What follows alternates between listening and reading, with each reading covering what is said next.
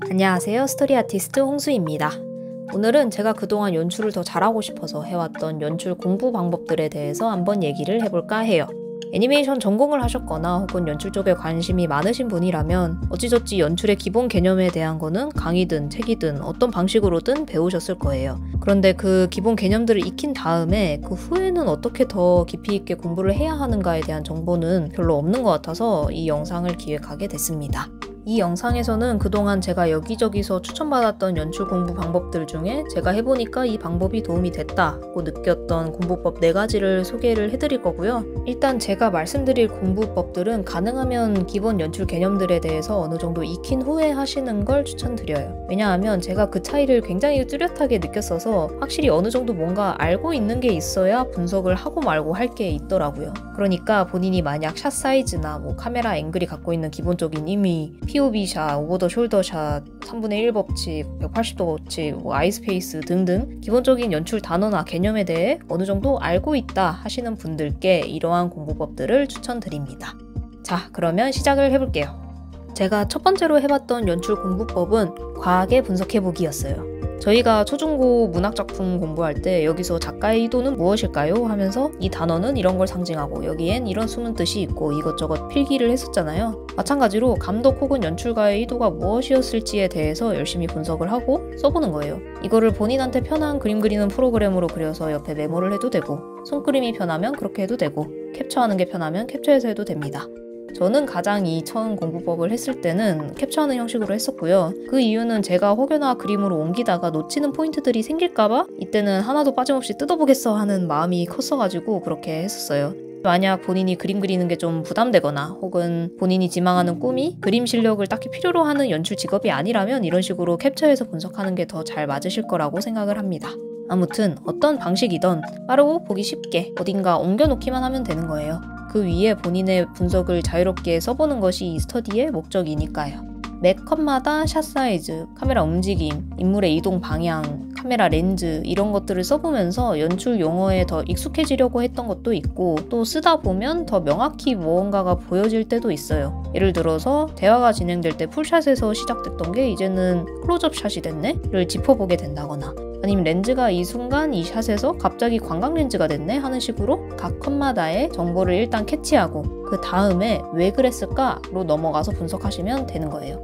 왜 풀샷에서 클로즈업 샷으로 넘어갔을까? 왜 여기서 광각 렌즈로 바뀌었을까? 하는 식으로요. 그러면서 카메라와 배우의 위치가 어떻게 변화하는지 탑뷰로 간단히 그려보기도 하고 배우가 장소를 이동할 때 화면 방향성이 어떻게 바뀌는지 써보기도 하고 배경이 관객의 시선을 어떤 방법으로 유도하는지 구도 안에 어떤 큰 흐름이 있는지 분석해보기도 하고 인물의 아이스페이스를 왜 좁게 뒀을까? 왜 이런 식으로 프레이밍을 했을까? 여기서 이렇게 그림자를 둔 이유는 뭘까? 등등등 그냥 프레임 안에 있는 모든 것들에 대해서 왜 이렇게 연출했을까? 라는 질문을 바탕으로 막 분석을 하시면 됩니다. 아, 이건 좀 내가 과하게 의미 부여하는 것 같은데 할 정도로 막 그냥 파고 들어가 보세요. 그러면서 내가 그동안 배웠던 기본 연출 개념들이 실제로 작품들 안에서 어떻게 활용되었는지를 열심히 흡수하는 게 이 스터디의 목적입니다. 두 번째 공부법은 작품을 다시 글로 써보기입니다. 실제 영화 스크립트처럼 다시 쓰라는 뜻이 아니고요. 이러이러한 정보들이 이러한 순서대로 나왔다를 리스트화 해보는 거예요. 이걸 비트 리스트라고 하기도 하는데요. 애니 업계에서 쓰이는 비트의 의미는 영화의 기본 단위가 샷, 씬, 시퀀스, 액트가 있는데요. 샷이 가장 작은 단위인데 이걸 더 쪼갠다고 치면 비트라고 할 수 있어요. 혹시 영화의 기본 단위에 대해서 익숙치 않은 분들께는 스키머 웨스트님의 이 영상을 적극 추천드립니다. 설명이 정말 잘 돼 있어요. 아무튼 비트는 샷보다 더 작은 단위로 하나의 행동이나 사건, 어떠한 정보라고 생각하시면 될 것 같아요. 스토리보더들이 좀 어렵거나 복잡한 시나리오를 받았을 때 시나리오를 단순하게 바라보기 위해서 비트 리스트화 하는 경우가 있다고 해요. 제 전 직장에서 제가 스토리보드를 시작한 지 얼마 안 됐고 시나리오를 좀 어려워할 때 경력이 많으신 어느 편집자분이 이렇게 스토리를 정리해보고 단순하게 리스트화 해봐라 하고 알려주셨는데 그분이 마찬가지로 연출 공부를 할 때 이렇게 글로 적어보는 것도 도움이 될 거다 해서 시작을 해봤었고요. 이때 리스트를 쓰고 나서 꼭 마무리로 써야 하는 것 2개가 있습니다. 첫 번째는 이 시퀀스에서 중요한 것이 무엇인지를 쓰는 거예요. 예를 들어 메인 메시지가 무엇인지, 어떠한 분위기가 중요한지, 어떠한 감정이 중요한지 이러한 것들이요. 그리고 두 번째는 이 시퀀스가 영화 전체 안에서 어떠한 역할을 맡았는지를 씁니다. 즉, 이 시퀀스가 이 영화에서 존재하는 이유에 대해서 쓰는 거예요. 스토리보드를 그리기 전에 일단은 내가 받은 스토리에 대해서 제대로 이해하는 게 우선이라는 말을 많은 스토리보더 분들께서 말씀을 하세요. 그거에 대한 연습이라고 생각하시면 될 것 같아요. 이게 첫 번째 방법대로 영상 분석만 하다 보면 연출하는 게 좀 쉽게 느껴지기도 하거든요. 근데 글로 써보면은 이렇게 복잡한 혹은 까다로운 정보를 비주얼적으로 관객에게 전달하기 위해서 제작진은 이러한 샷들을 선택했구나가 좀 더 직접적으로 느껴지면서 제작자의 입장에서 작품을 바라보게 된다고 해야 하나? 내가 나중에 이런 글로 된 시나리오를 받았을 때 어떤 식으로 정보를 처리하고 스토리를 이해하고 나중에 비주얼로 이걸 어떻게 표현해야 하는지에 대해 연습하는 스터디라고 생각이 됐습니다. 세 번째 공부법은 크로키하듯 빠르게 그려보는 거예요. 첫 번째 방법처럼 오래오래 분석을 하는 게 목적이 아니고요. 빨리빨리 많은 구도들을 직접 그려보면서 여러 가지 종류의 샷 구성에 익숙해지려고 하는 게 목적입니다. 사람의 인체와 동세를 익히기 위해서 크로키를 하는 것처럼 이것도 한 네모난 프레임 안에 어떤 식으로 인물과 소품과 배경을 배치시키는 게 이상적인지에 대해서 내가 익숙해지도록 하는 거예요.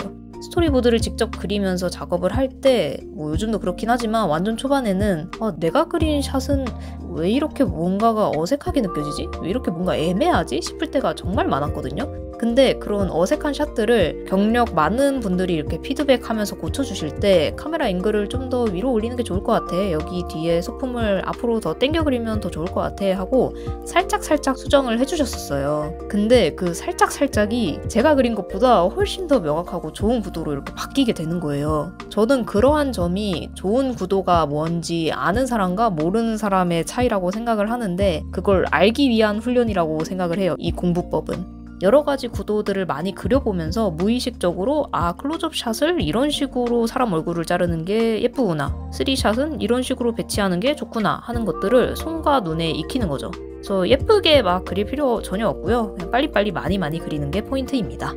자, 마지막 네 번째 공부법.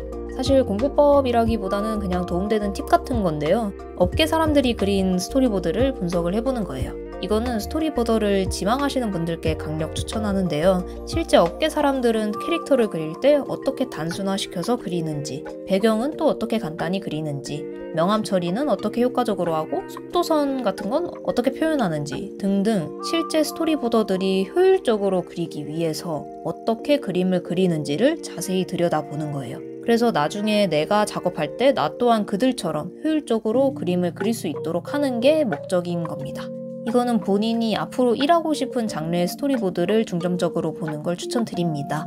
왜냐하면 애니메이션 스토리보드와 실사 영상의 스토리보드에 그리는 스타일의 차이가 있고 또 2D 시리즈물에서의 스토리보드와 극장판 3D에서의 스토리보드에서도 약간의 차이들이 있어요. 각 장르마다 중요시하는 포인트들이 다르기 때문에 각자 지망하시는 분야의 스토리보드들을 보면서 어떤 걸 보통 신경 써서 그림을 그리고 어떤 것들을 효율성을 위해서 생략 또는 단순화하는지를 분석해 보시면서 실제로 본인이 스토리보드를 그릴 때 도움이 되기를 바랍니다.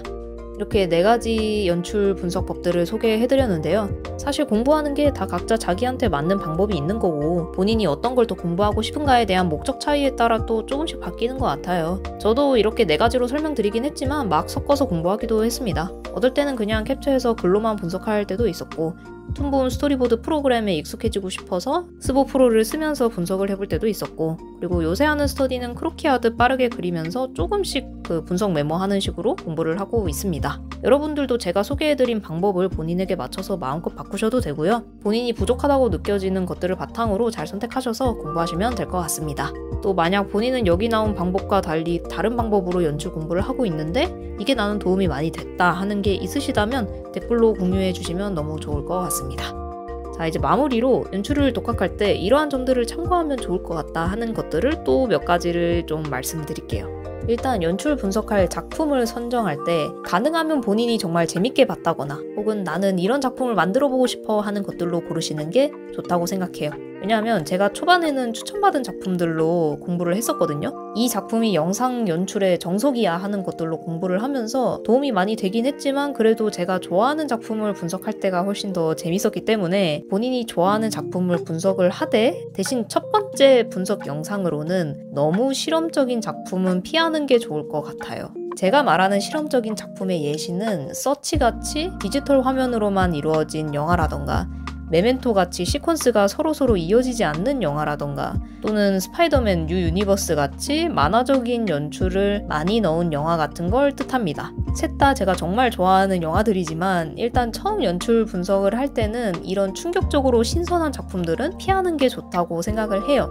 왜냐하면 제가 생각하기에는 일단 정석적인 그 연출들을 알아야 신선한 작품을 봤을 때 이게 어떤 점에서 신선하구나를 더 잘 분석할 수 있다고 생각을 하거든요. 그림 공부를 할 때도 일단은 인체 공부하고 투시 공부하고 그러잖아요. 피카소 그림으로 기초를 배우지는 않듯이 연출 분석도 초반에는 좀 파격적이지 않은 어느 정도 평범한 작품을 선택하는 걸 저는 추천합니다. 근데 초반에만 그렇다는 거고요. 나 이제 연출 분석 좀 해봤어. 나 이제 실험적인 연출 공부하고 싶어 하시면 언제든 마음껏 하세요.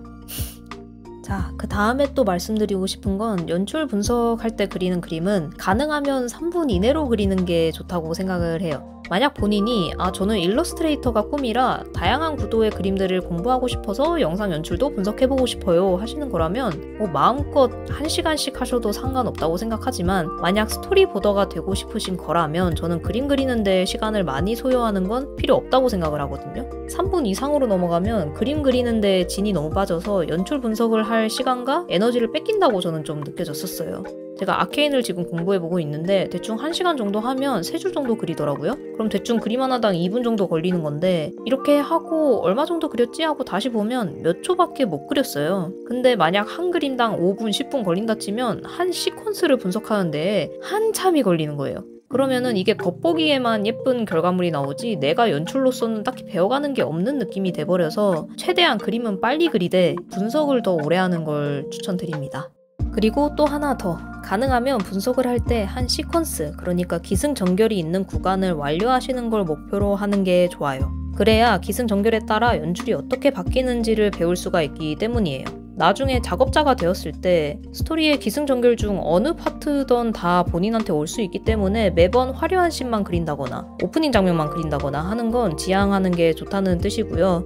또 업계 사람들이 포트폴리오를 볼 때도 이 사람이 기승전결이 있는 스토리를 연출해낼 능력이 있는 사람인가를 본다고 하니까요. 그런 이유에서 가능하면 한 시퀀스씩 공부하는 걸 추천하는 겁니다.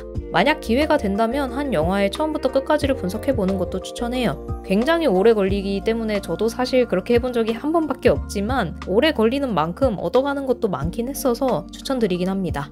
자, 마지막 참고사항, 스터디 모임을 만드는 걸 추천합니다. 물론 혼자 공부하셔도 아무 문제 없긴 하지만 다른 사람들과 하면 더 빨리 안목을 넓힐 수 있다고 생각을 해요. 저는 어떻게 했었냐면 초반에는 그냥 저랑 직장 동료분 2명이서 했었는데 한 작품을 각자 일단 분석을 해와요. 그리고 분석해온 거를 서로 보여주면서 나는 이 장면을 보면서 이게 좋았고 이러한 점들을 발견했고 이런 연출은 사실 이해가 안 됐고 나였다면 이렇게 연출하는 게 더 좋지 않았을까 싶고 이런 이야기들을 하는 거예요. 그러면서 내가 놓쳤던 것들을 그분이 얘기하기도 하고 또 반대로 그분이 놓친 걸 내가 얘기하기도 하면서 서로서로 얻어가는 거죠. 그리고 얻어간 걸 바탕으로 그 다음에 각자 또 연출 분석을 할 때 좀 더 넓어진 시각으로 분석을 할 수 있게 되는 거죠. 그래서 추천을 드리는 거고 언젠가 기회가 된다면 저도 그룹 스터디 때 했던 것처럼 연출 분석한 거를 얘기하는 영상으로 연출 공부 시리즈물을 만들어 볼까 해요. 아직은 제가 막 연출에 대해서 무언가 가르칠 만한 경력자는 아니라고 생각을 해서 일단은 우리 같이 이렇게 공부해봐요 하는 영상들이 저한테도 적절하고 제 영상을 보시는 분들께도 도움이 될 것 같아서 여유가 된다면 조금씩 만들어 보려고 합니다. 생각보다 일찍 만들어질 수도 있고 생각보다 영원히 미뤄질 수도 있는데 호불호 밝혀두면 언젠간 하겠죠. 네, 여기까지가 제가 준비한 연출 공부법 영상이었고요. 여유가 될 때 다음 영상으로 찾아뵙겠습니다.